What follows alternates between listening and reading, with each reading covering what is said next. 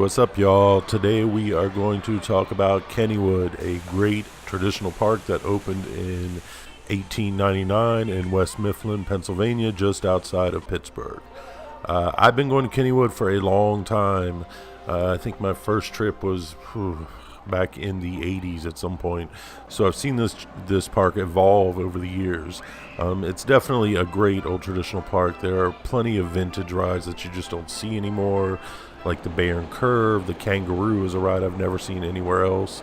They've got the Noah's Ark walkthrough, and then they add new rides every year as well. That's one of the things about Kennywood that's very interesting. They've changed with the times over the year while still retaining that traditional flavor, and it makes for a really nice park overall. They've got mature trees, they've got landscaping that's been there for decades. It's just a nice place to walk around for the whole family. Just a good park, and particularly if you are into vintage coasters or wooden coasters, they have got a great collection of rides from the 20s. They've got the Racer, which is always just fun to ride. It's a blast, especially if you have someone on the other train with you or from you.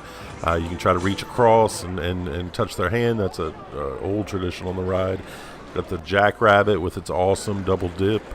Of course, they've got the Thunderbolt, which is one of the best wooden coasters in the world. It doesn't offer tons of air, but it does have great laterals, and it's got a really stellar layout that really takes people by surprise. In fact, one of my favorite things to do is to ride the Thunderbolt with someone who's never ridden it before, because the drops out of the station, the first two drops before the lift, really take them by surprise, and they usually think that the ride is over once you go through that whole spaghetti bowl, potato patch turn, and then you got still two more drops, so that's always a good time.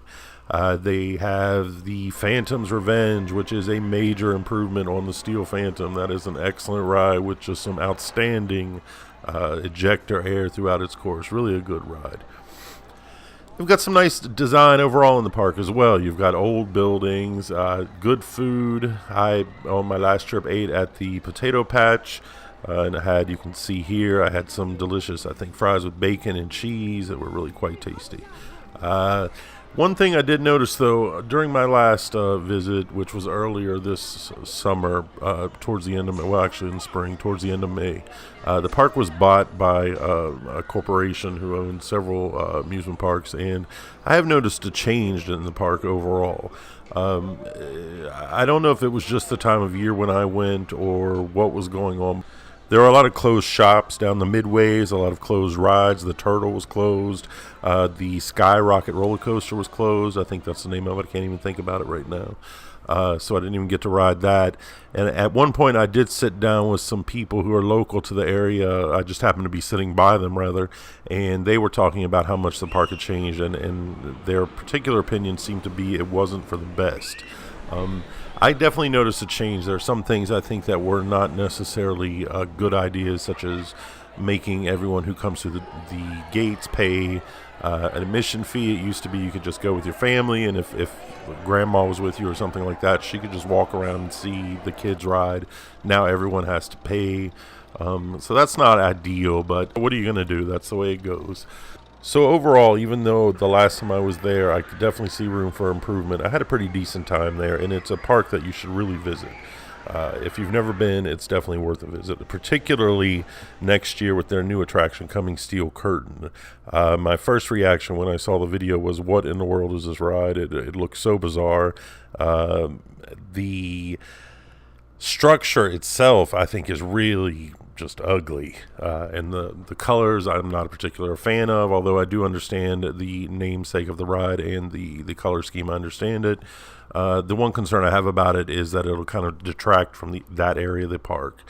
It's certainly going to tower over the Jackrabbit and the Racer and the lagoon and all that. On the other hand, Phantom's Revenge on the other end of the park, you could say the same thing about that. It towers over the Thunderbolt, and it does kind of bisect that area of the park somewhat.